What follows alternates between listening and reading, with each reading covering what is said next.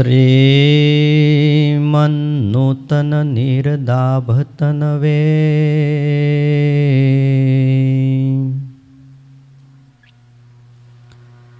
શ્રીમાધુરી મૂર્તયે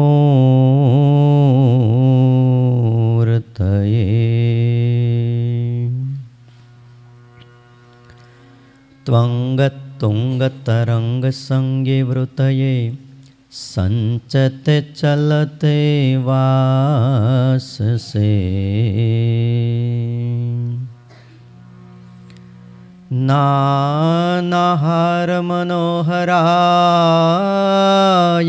હરયે યષ્ટ્યાલસતિ પાણયે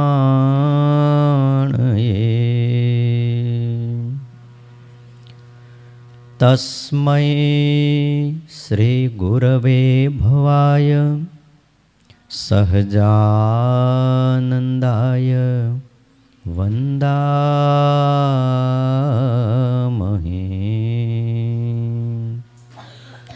ઓમ અવતારિણે શ્રી સ્વામિનારાયણાય નમો નમઃ. શ્રી હરિકૃષ્ણાય ઘનશ્યામાય નમો નમઃ. એકાકી વનવાસીને કઠિન તપકારિણે બાલયોગી શ્રી નીલકંઠ વર્ણેન્દ્રાય નમો નમઃ. પરાત્પરાય પુણ્યશ્રવણ કીર્તનાય શ્રી સહજાનંદ સ્વામીને શ્રી નારાયણ મુનયે નમો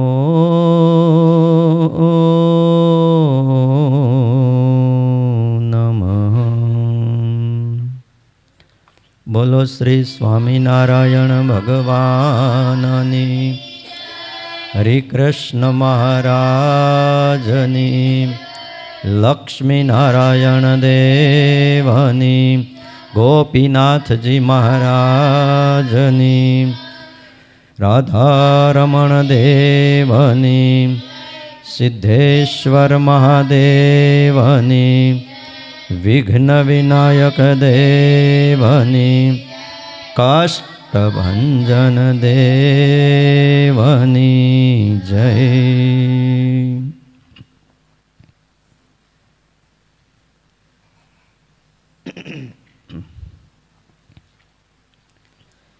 વાલા ભક્તજનો, સર્વાધાર સર્વોપાસ્ય કર્તુમ કર્તુમ સમર્થ ઇષ્ટદેવ ભગવાન શ્રી સ્વામિનારાયણ,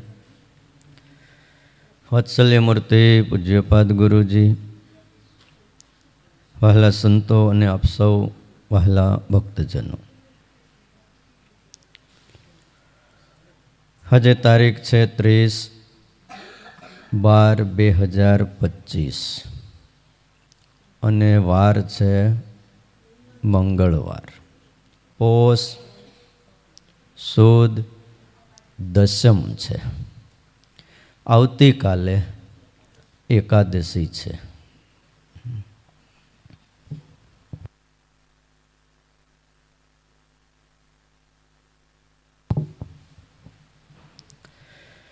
શિક્ષાપત્રી ભાષ્યની આપણે કથા સાંભળીએ છીએ. શ્લોક 83મો ભગવાન શ્રી હરિએ પોતાના હાથે લખેલો આ શ્લોક, જેના હાર્દને સતાનંદ સ્વામીના ભાષ્ય અને ટીકાના આધારે સમજવા આપણે પ્રયત્ન કરીએ છીએ. કર્તવ્યા દ્વારિકા મુખ્ય તીર્થયાત્રા યથાવિધિ સર્વૈરપી યથાશક્તિ ભાવ્યમ દિનેષુ વત્સલૈહિ.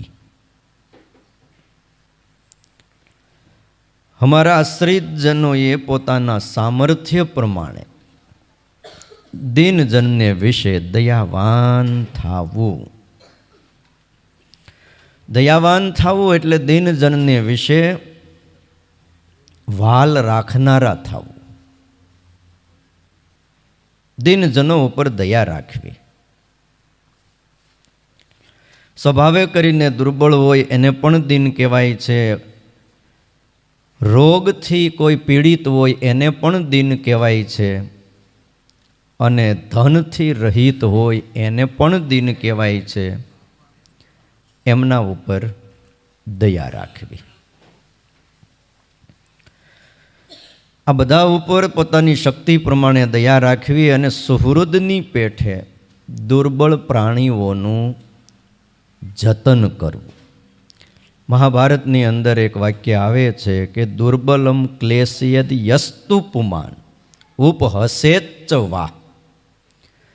મહાભારતમાં ભગવાન વ્યાસજી એવું કહે છે, કોઈ દુર્બળ વ્યક્તિને ક્લેશ આપે, એને કોઈ પીડે, યા તો એની કોઈ હાંસી અને મસ્કરી કરે, એકાદ અંગમાં ક્યાંય ખોટ ખાપણ હોય અને પછી જો આપણે એની હાંસી કરીએ તો એ પણ અપરાધ લાગે છે. આકસ્મિકી આપનોતિ વિપદમ સતુ ભૂયસીમ. આપણે વિચાર્યું ન હોય એવી મુશ્કેલી આપણા જીવનની અંદર આવીને ઊભી રહી જાય છે. ભગવાન વ્યાસજી એમ કહે છે, આકસ્મિકીમ આપનોતિ વિપદમ. નથી કહેતા આને અકસ્માત નડી ગયો.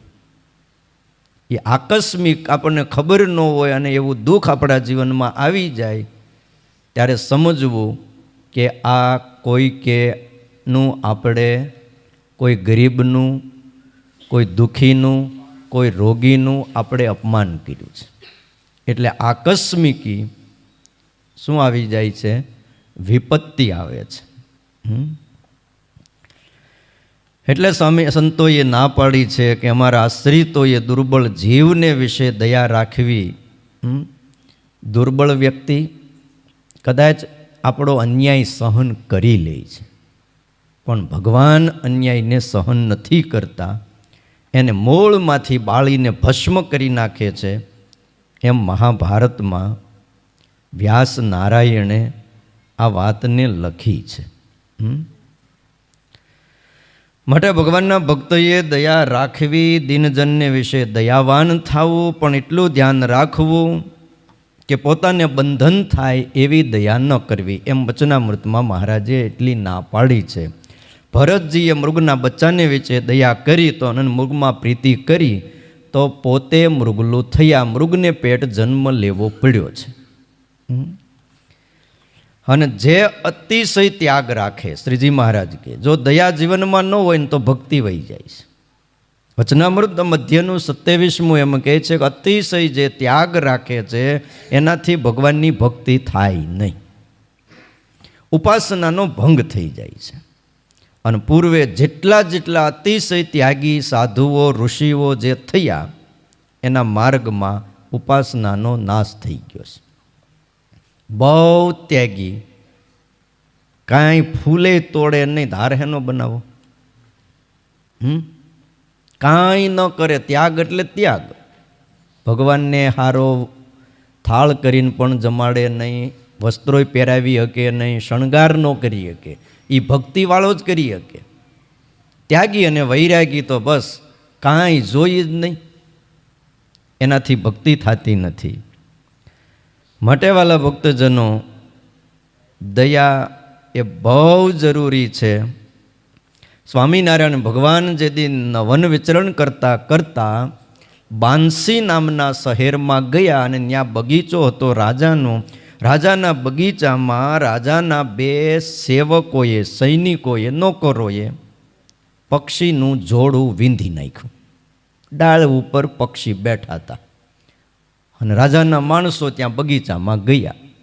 હાથમાં બંદૂક હતી, ફોડી અને 2 પક્ષીને મારી નાખ્યા. ત્યારે નીલકંઠ વર્ણીને દયા આવી અને પરમાત્માએ એવું કીધું, બળ્યું આ શહેર, કે આવા પાપી આ શહેરમાં રહે છે. આમ કહી અને ચાલી નીકળ્યા. પણ એવો સંકલ્પ થયો, બળ્યું આ શહેર, અને એની સાથે બાંસી શહેર આખું બળવા માંડ્યું. અને શહેરને બળતું જોયું એટલે ભગવાન શ્રી હરિએ વિચાર કર્યો કે અપરાધ તો બે સૈનિકોનો છે, પણ એને લઈને આખું શહેર બળે એ બરાબર નહીં.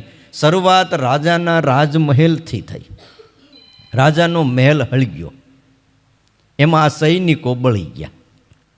ત્યાં પરમાત્માએ પોતાની વાણીને હાથમાં જળ લઈને શાપ દીધો અને પોતે સીધી જળમાં ડૂબકી મારી, અને ભગવાન જેવા જળમાં ડૂબકી મારે છે ને એની સાથે જ રાજમહેલ ઓલવાઈ ગયો. અને વાણીને શાપ દીધો કે હવે ક્યારેય પણ ભૂલથી આવો મલિન સંકલ્પ જો અમારાથી થઈ જાય ને તો આજથી અમારો સંકલ્પ પણ નિષ્ફળ જાવ, એમ પોતાની જ વાણીને પોતે શાપ દીધો. આવા પ્રસંગથી આપણને સમજાય છે. શું સમજાય છે? કે જીવ પ્રાણી માત્ર પ્રત્યે શું રાખવું? દયા રાખવી. ભગવાનને ખૂબ ગમે છે. આવી તો કેટલી વાતો વાલા ભક્તજનો શાસ્ત્રની અંદર બતાવી છે. કહેવાય છે કે જગદીશચંદ્ર બોઝ થઈ ગયા. એમણે વનસ્પતિ શાસ્ત્રી પોતે હતા, એણે શોધી કાઢ્યું કે વનસ્પતિમાં પણ જીવ છે. આપણે જે ભાજી તરકારી જે કાંઈ આ વનસ્પતિ ઘાસ છે એની અંદર પણ જીવ છે. એટલે વનસ્પતિમાં જીવ છે એ સમજાવવા માટે આપણે જગદીશચંદ્ર બોઝ સુધી થોભવું પડ્યું. બતાવે છે કે આપણે કેટલાક નિર્જીવ છે.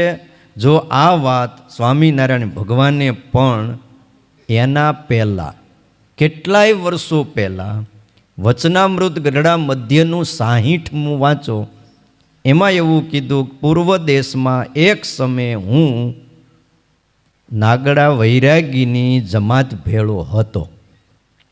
પોતાની વાતની નોંધ આપીને કહે છે, ત્યારે મને વૈરાગીએ બહુ તાણ કરીને કીધું, હે બાલુડા જોગી, હે નીલકંઠ, આ તાંદળજાની લીલી ભાજી તમે તોડો.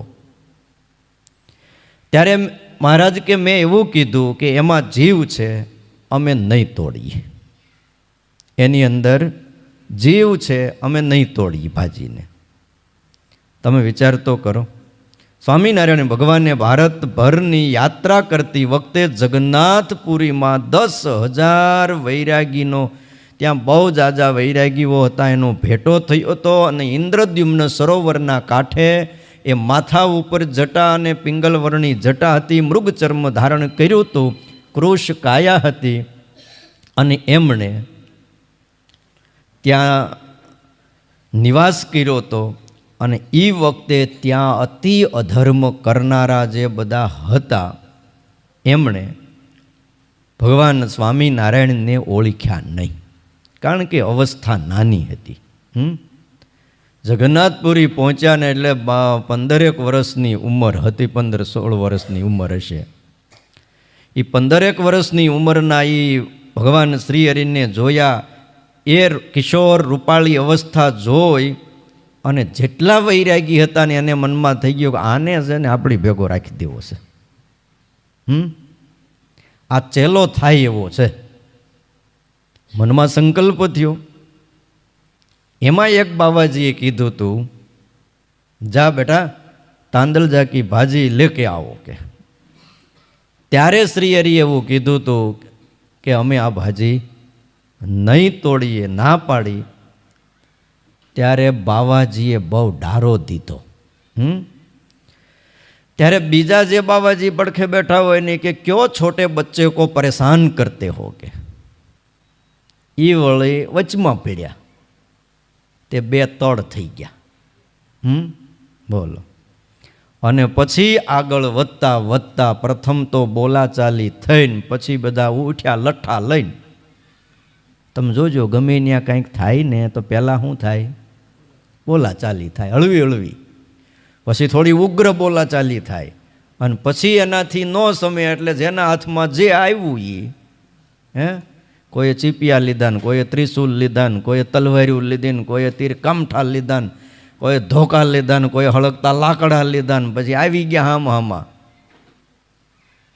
ભયંકર યુદ્ધ હાલ્યું.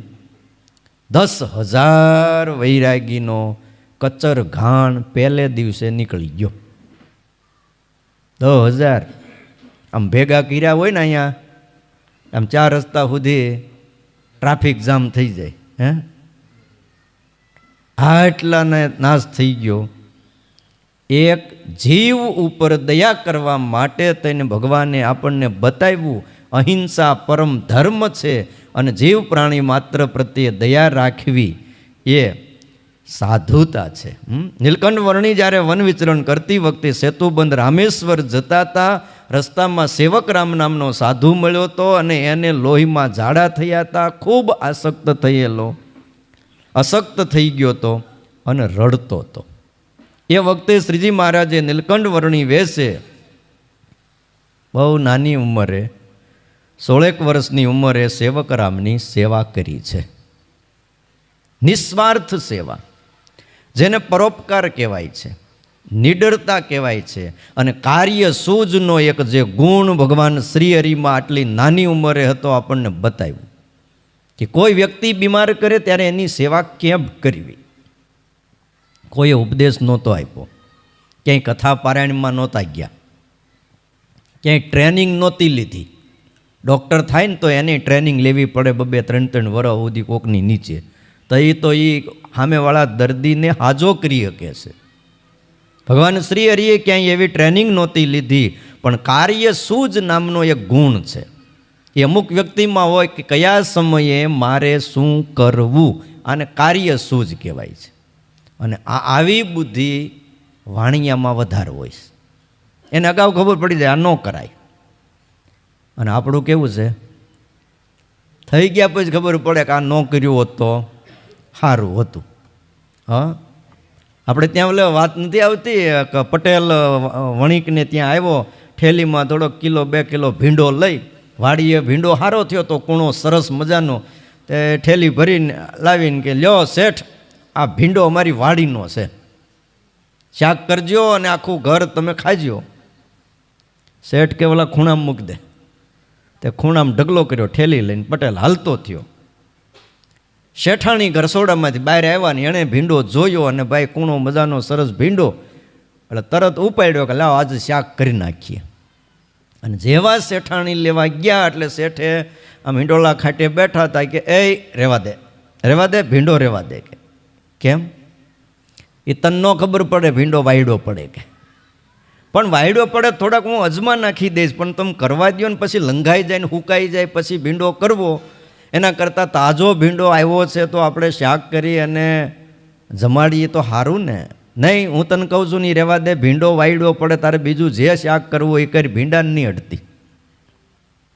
હવે એ જમાનો એવો હતો કે બહુ હામી તત નહોતા કરતા. 1-2 વાર કહે ને એટલે માની જતા હતા. અત્યારની બહુ આપણને ખબર હોય નહીં, પણ તે એક સમય હતો એવો કે પતિની સામે પત્ની લગભગ ઊંચા અવાજે પણ બોલતા નહીં. મૂકી દીધો.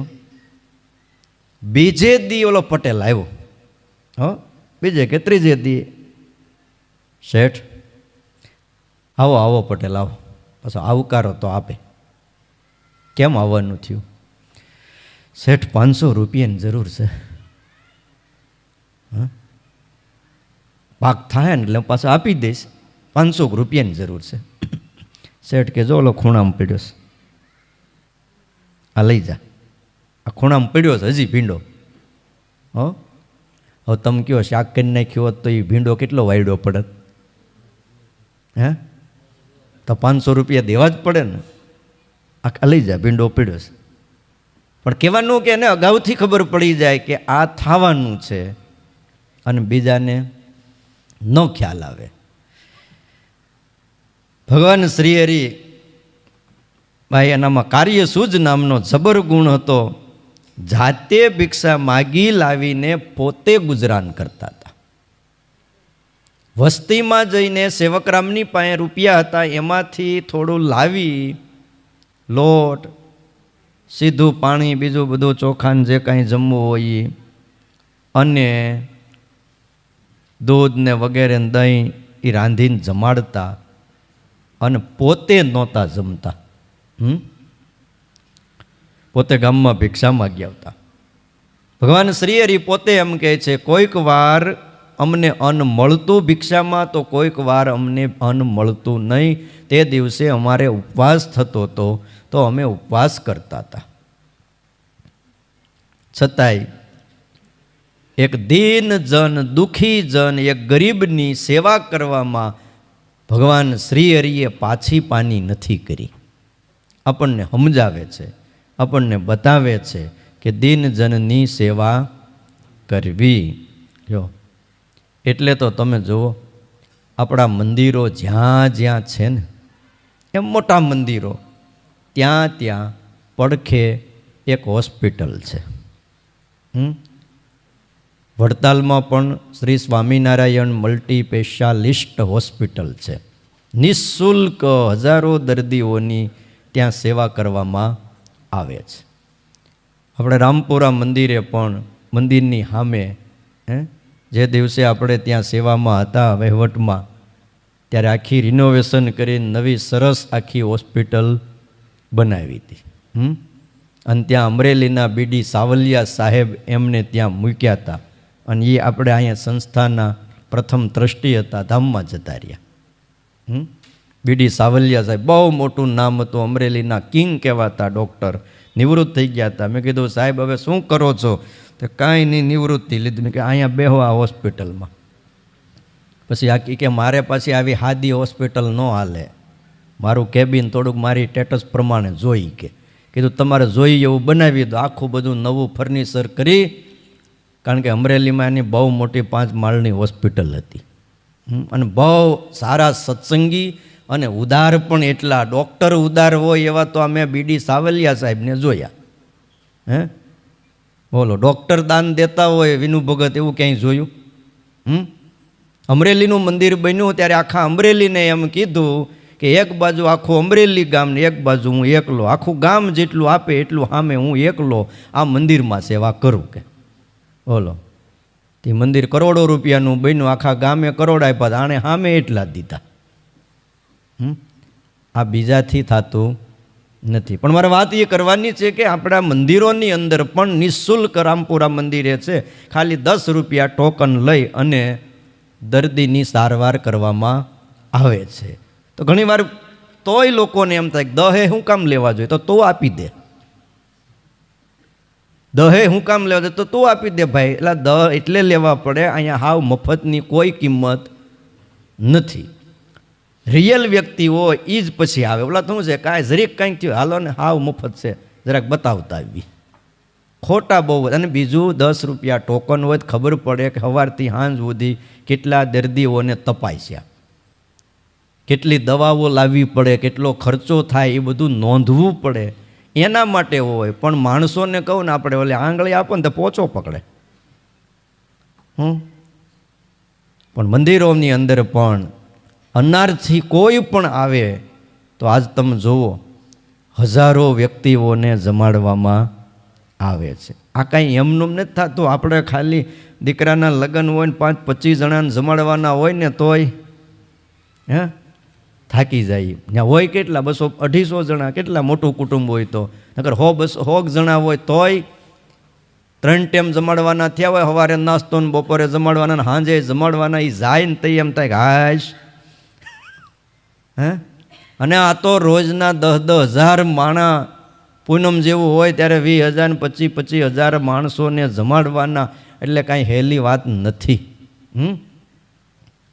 જે ભગવાન શ્રી હરિને, લક્ષ્મીનારાયણ દેવને જ્યાં કાંઈ દાન દેવામાં આવ્યું છે એ સમાજ માટે પણ વપરાય છે. એટલે એમાં આપણો પણ હિસ્સો થાય. આપણે જે કાંઈ ત્યાં દાન દીધું હોય એનો ભાગ સમાજને મળતો જ હોય છે.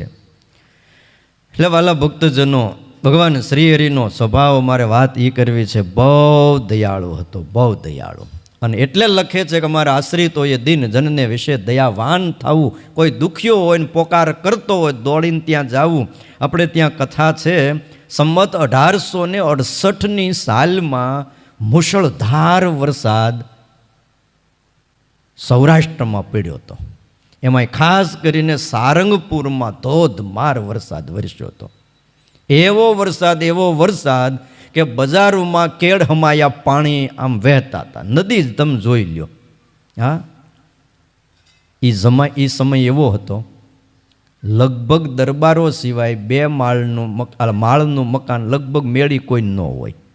દરબારોને મેળીઓ હતી. એ દરવાજા ઉપર થોડીક ઓલી બેઠક જેવું કર્યું હોય આટલું જ હોય. બાકી બધું ઊંચી ઓસરી હોય અને મકાનો હોય. અને ઊંચી ઓસરીવાળા મકાનો રાજાઓના દરબારોના હતા. બીજા બધાને તો એનાથી હેઠા જ કરવાના. અને ભાઈ વરસાદ કેમ મારું કામ, મુસળધાર વરસાદ. સ્વામિનારાયણ ભગવાન એ સમયમાં સારંગપુરની ધરતી ઉપર જીવા ખાચરના દરબારગઢમાં હતા. અને બચાવો બચાવો બૂમ મંડી સંભળાવા. યોગ નિદ્રા ગ્રહણ કરી હતી. શ્રીજી મહારાજે ધીરેથી આંખો ખોલી અને ધીરા ધીરા ઘરની બહાર આવ્યા. દેવા પટેલના ઘરનો તોતિંગ મોભ એ પડવાની તૈયારીમાં. એટલે દેવા પટેલે બૂમ પાડી, હરિભગત. જ્યાં ઉતારો હતો એનાથી નજીક ઘર. દરબારો બધા બેઠા હતા. ભગવાન શ્રી હરિએ કીધું કે કોઈક ઉઠો, જાઓ, ભગત કોઈક મુશ્કેલીમાં છે. ઉઠી અને જાઓ અને મદદ કરો. કોઈ ઉઠ્યું નહીં. તેથી શિક્ષાપત્રી નહોતી લખી. પણ શિક્ષાપત્રી લખ્યા પહેલાં શ્રીજી મહારાજ પોતાના આશ્રિતોની પાસે આ આજ્ઞાનું પાલન કરાવતા હતા. કોઈ ઉઠ્યું નહીં. એટલે ભગવાન શ્રી હરિ પોતે ઉઠ્યા, પગમાં ચાંખડીઓય ન પહેરી, મોજડી પણ ન પહેરી અને ચાલતા થઈ ગયા. અને સીધા દેવા પટેલના ઘરે ગયા. અને તોતિંગ મોભ પોતાના ખંભે ઊંચક્યો. એ વખતે ત્યાં લખા પટેલ ને દેવા પટેલ એણે બધાય ઢોરને એક પછી એક બહાર કાઢ્યા. કેળ હમાયા પાણીમાં સ્વામિનારાયણ ભગવાન એ ખંભે એ મોભને રાખીને ઊભા રહ્યા. એમનો એ લાકડું જે કાંઈ હતું એ, અને બધાય ઢોરને બહાર કાઢ્યા. એમ કહેવાય છે કે આખી રાત વરસાદ વરસ્યો હતો. એ સવાર સુધી એ ખંભે રાખીને ઊભા રહ્યા. અને સવારે પછી બીજા હરિભક્તોને બધા આવ્યા. મહારાજને કીધું, મહારાજ હાલો હવે ઢોર તો બધા બહાર નીકળી ગયા છે અને ખંભા ઉપર કાપો પડી ગયો. આપણને બતાવ્યું કે દિન જન્મમાં કોઈ દુખ્યો હોય તો એના ઉપર દયા કરવી. એટલે બસ ખાલી બેઠા બેઠા નકરા વિચાર જ ન કરવા. દુઃખ દૂર થાય એવા પ્રયત્ન અમારા આશ્રિતોએ કરવા. અગતરાય ગામ છે પર્વતભાઈનું. ચોમાસું હતું અને સ્વામિનારાયણ ભગવાન પોતે સૂતા હતા. અને ચોકી કરવાનો વારો એક પછી એક પાર્ષદોને હરિભક્તોને હતો. એમાં એક કૂતરી શ્રીહરિના ઢોલિયા પર આવીને બાજુમાં હોઈ જતી. બહાર વરસાદ વરસે, જાવું ક્યાંય? એણે કંઈ ઘર બાંધ્યું ન હોય. એટલે ચોમાસાની ઋતુ એટલે ઢોલિયા પડકે ઓલે શું છે, ગાદલે એટલે ગોદડી ને બધું પાથરેલું હોય એને સારું પડે. આપણે અહીંયા કૂતરી આવે ને તે હેઠા ન બેહે, ઓલું પગલું સણ્યું હોય ને એના ઉપર જ બેહે. બોલો, એને ખબર પડે પાથર્યું હોય ત્યાં બેહાય. એટલે ચોકી કરનારા જે પાર્ષદો ભક્તો હતા ને એમાં એને થયું કે આ રોજ આવીને અહીં બેસી જાય છે. પછી તો એક ભગત હતા ને પાર્ષદ, એણે કૂતરીને મારી. પડખે ચોકડો જેવો દોરી છે બેવડી તેવડી કરી અને ઓલી હુતી હતી ને ભેરવીને એક મારી. અને પોતે પાછા આંખો બંધ કરીને ઢોલિયાની પડખે માથું મૂકીને હુઈ ગયા. નસકોરા માંડ્યા બોલાવા. હવે કૂતરીને મારી એટલે ઓલી કાઉકારો કરતી કરતી કૂતરી ભાગી. ભગવાન શ્રીહરિ જાગ્યા. જાગીને કીધું કે આ કોણે મારી આને? ઓલા નસકોરા બોલાવ્યો પાર્ષદ પાસે. મહારાજ કે ઢોંગ કરતા હારા આવડે છે, અહીંયા કૂતરીને મારીને પાછો ઘડીકમાં હોઈ ગયો. ત્યારે ભગતે કીધું કે મહારાજ કેટલી વાર આને કાઢી પણ સમજે જ નહીં ને. ત્યારે ભગવાન શ્રી હરિ એવું બોલ્યા, બાર વરસાદ વરસે છે અને આ તો એક પશુ કહેવાય, આ કોરામાં ન બેહે તો બીજે ક્યાં બેહે, એમાં આપણે શું, આપણું શું લઈ જાય છે, અહીં કદાચ બેહે તો આપણું કાંઈ લઈ જ નથી જતા. હવે કોઈ મારશો નહીં અને આ કૂતરીને કોઈ દુખવશો નહીં. આ બધું નજરે આપણા સંતોએ હરિભક્તોએ જોયું હતું અને એટલે કહેતા કોઈને દુખ્યો દેખી ન ખમાય, કોઈને દુખ્યો દેખી નહોતા હકતા ભગવાન શ્રી હરિ. માંડવી બંદર ભગવાન શ્રી હરિ પધાર્યા હતા. ભાયાત્માનંદ સ્વામીની વાતોમાં એ વાત લખી કે દિવસ ઉગતા પહેલાં શ્રી હરિ સાધુના ઉતારે આવ્યા હતા અને ઓસરીમાં આસન ઉપર બેઠા, દાંતણ કરવા બેઠા, સામે એક ઊંટ એના ઘાણીએ ફરતું હતું. એટલે ઘાણીએ ક્યારેક બળદને આમાં ઊંટ રાખ્યું હતું. મહારાજે જોયું, ઊંટની સ્થિતિ પામી ગયા અને ઘાંચીને બોલાવીને કીધું, અહીંયા તો કે હજી સવારે દાંતણ કરતા હતા હો, હજી નાવાનું બાકી છે, પૂજાપાઠ બાકી છે, જમવાનું બાકી છે. પણ ઓલા ઘાણીએ ઊંટને ત્યાં રાખ્યું હતું, એને જોઈને કીધું કે અહીંયા આય, તારું ઊંટ ભૂખ્યું છે, આવું કીધું. ઘાંચી કે હા મહારાજ, આજે 4 નિર્વી હું ભૂલી ગયો છું. બોલો, હું કીધું? આજે 4 નિર્વી હું ભૂલી ગયો છું. મહારાજ કે રોટલા ખાઈશ?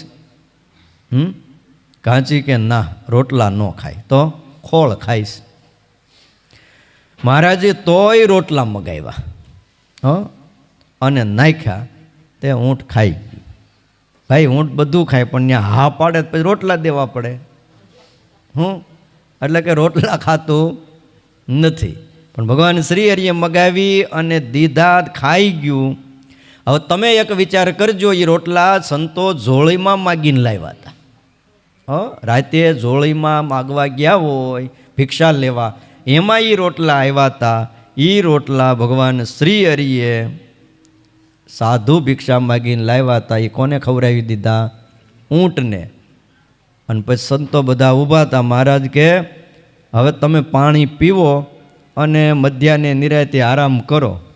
જે હતો એ જ બધું દઈ દીધું ઊંટને કે હવે તમે પાણી પીને આરામ કરો. કે લ્યો, તોય કોઈ સાધુના મનમાં એમ ન થયું કે અમે ભિક્ષા માગીને લાવેલા રોટલા અહીંયા દેવાઈ ગયા. માટે ડાયા માણસોએ વિચારવું.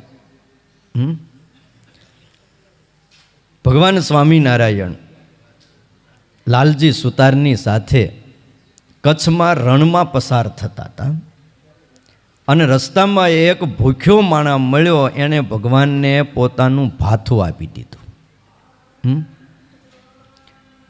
કિશન ઓલાને કહેતો બંધ કરી દે, ત્યાં નહીં વગાડવાનું, દોડજો.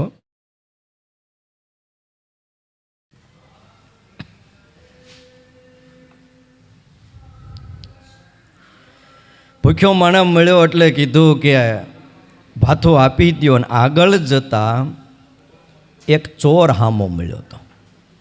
હવે ચોરે આવી અને લાલજી સુતાર હારે હતા. લાલજી સુતાર એટલે ભવિષ્યના નિષ્કુળાનંદ સ્વામી. એમણે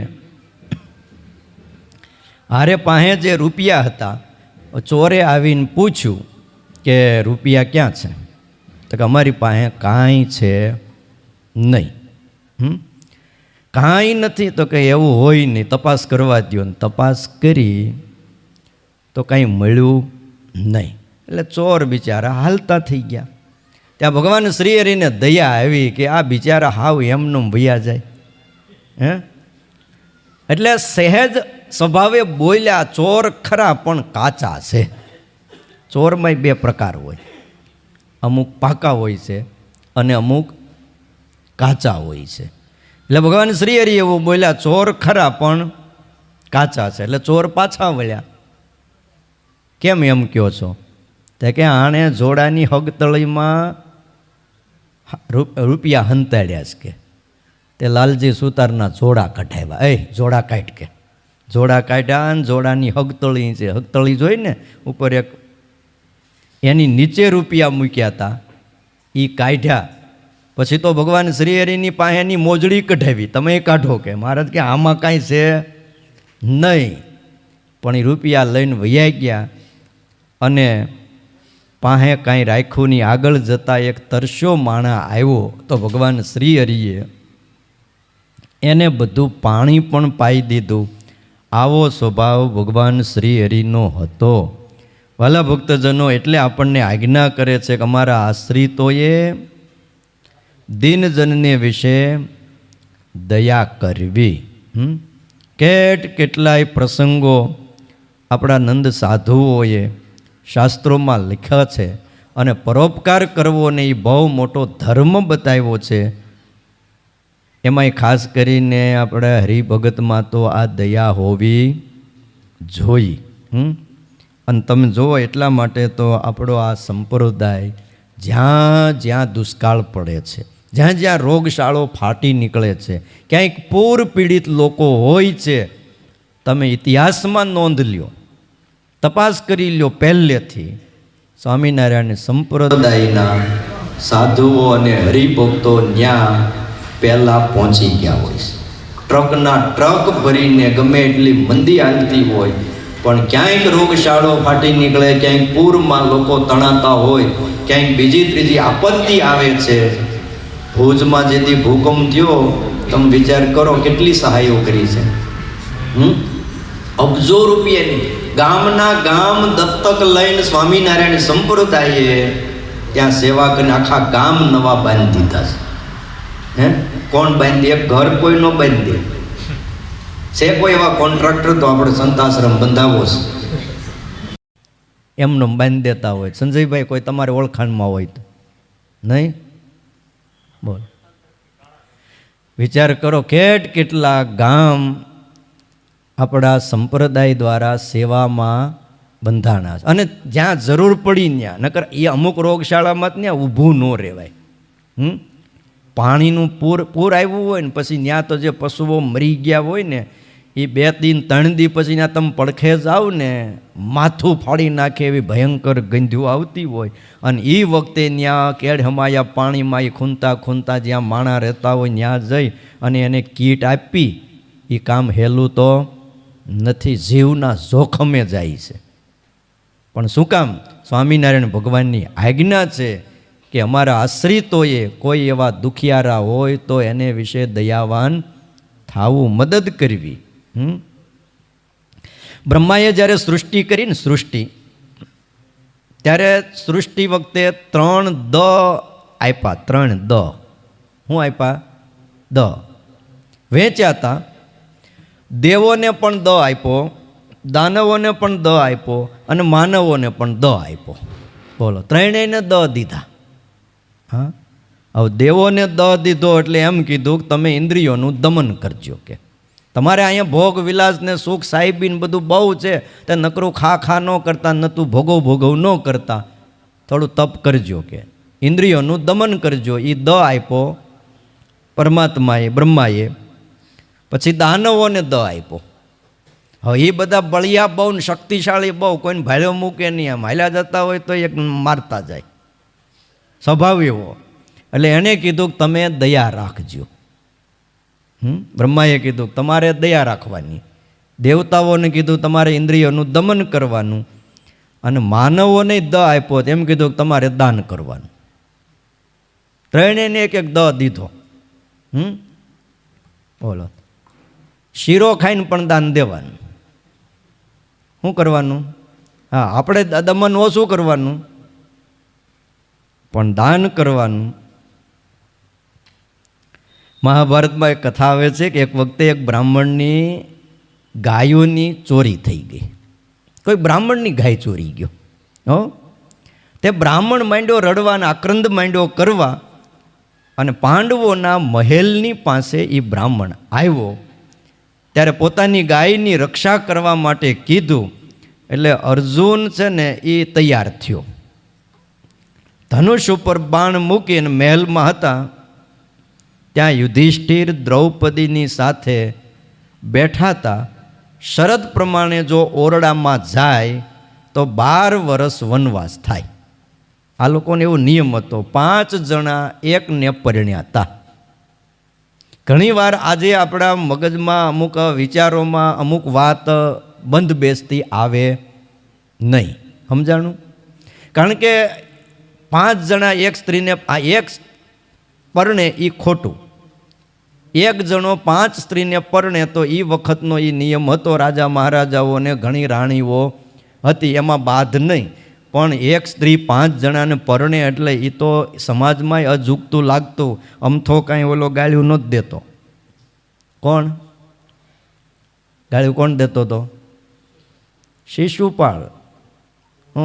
ભગવાનને ગાળ્યો દીધી એમાં પાંડવોને યાદ કર્યા હતા.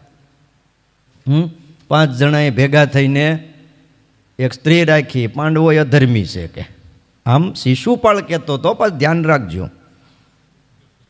નકર તમને એમ થાય પાછા સવારના ધનુર્માસમાં આ શિશુપાળ એવું કહેતો હતો. એટલે પાંડવો પૂરા અધર્મી છે ને એ પાંડવોએ કે ભગવાનની પૂજા કરી કે એટલે કે એ ભગવાન થઈ ગયા. આમ એ આ આસુરી બુદ્ધિવાળો શિશુપાળ ભગવાનને ગાળ્યો દેતો હતો. જે ભાગવતમાં પણ વાત લખી છે, બીજા ગ્રંથોમાં પણ એ વાતો લખાણી છે.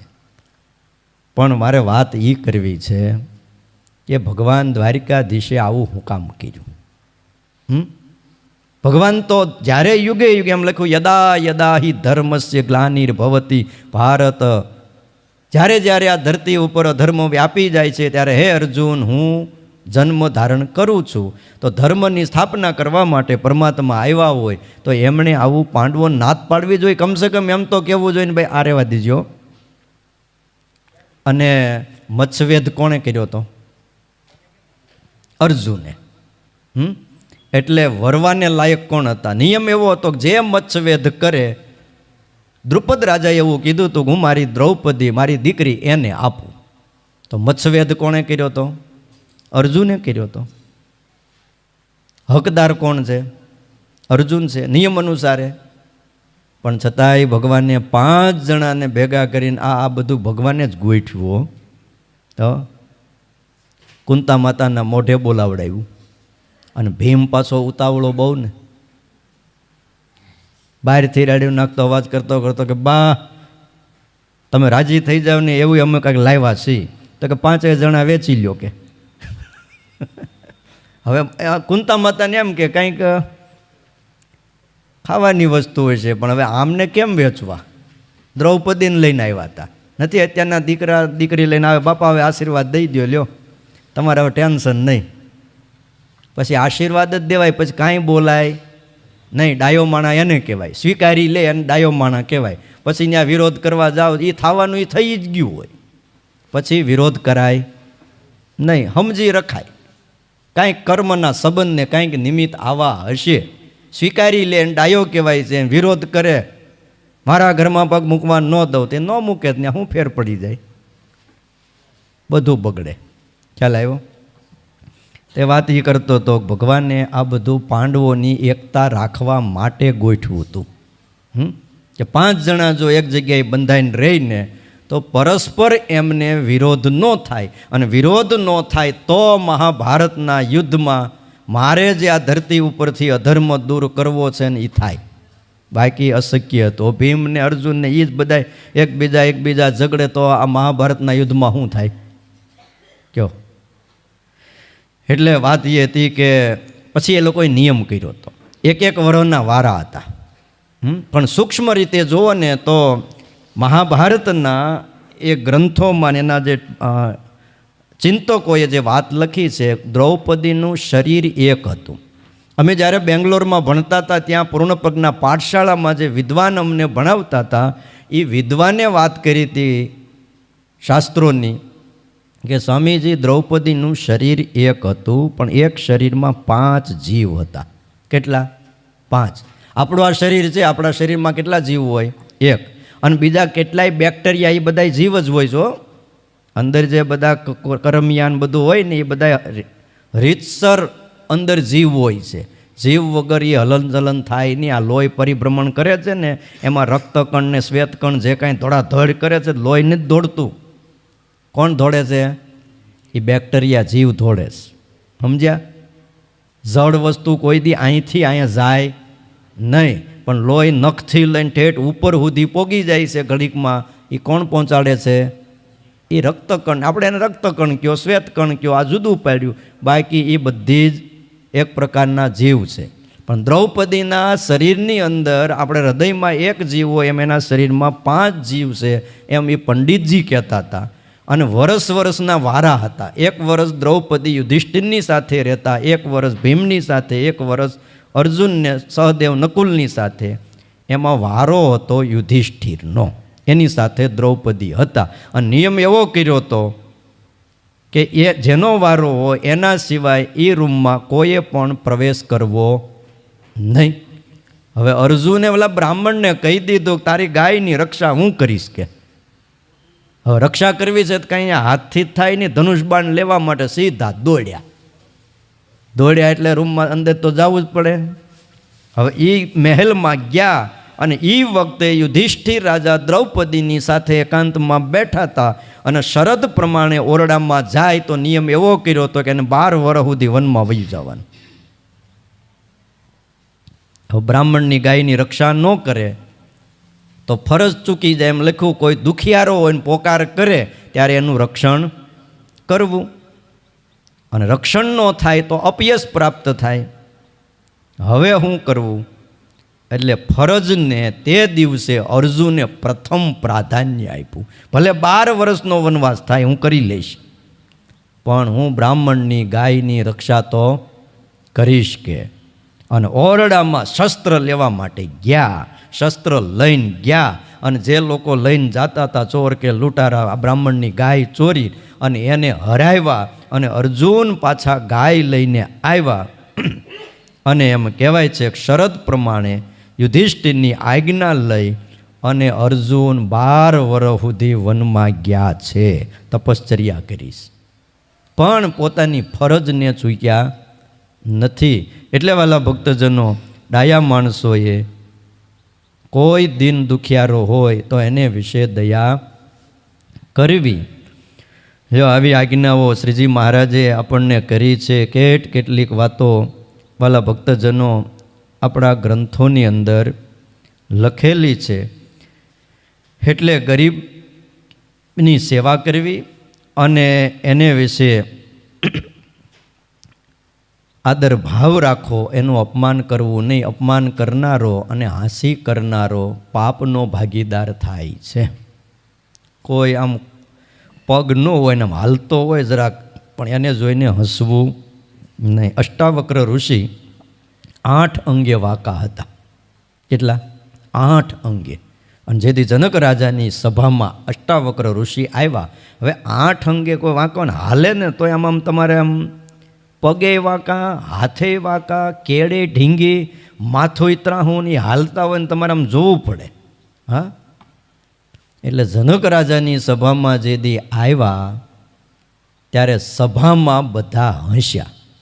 અને તે દી અષ્ટાવક્ર ઋષિ એવું બોલ્યા હતા કે હે જનક રાજા, મને તો એમ હતું કે જનકની સભામાં મોટા મોટા જ્ઞાનીઓ, પંડિતો, વિદ્વાનો છે, પણ એ સભામાં આવ્યા પછી મને ખબર પડી આ તો આખી ચમારની સભા છે. કે આવું બોલ્યા. ઘણી વખત બોલવું ન હોય પણ બોલવું પડતું હોય છે. મારા ચામડાની કિંમત કરે છે, મારી હામું જોવે છે, મારા શરીરને જોવે છે, મારા આત્માને કોઈ જોતું નથી. એટલે જનક રાજા પામી ગયા, જ્ઞાની હતા, એણે આસન આપ્યું, આદર આપ્યો અને બેસાડ્યા અને એની પાસેથી જ્ઞાન મેળવ્યું. અને અષ્ટાવક્ર ઋષિએ તેથી જનક રાજાને જ્ઞાન દીધું હતું અને જનક રાજાએ પણ અષ્ટાવક્ર ઋષિને ગુરુ કર્યા.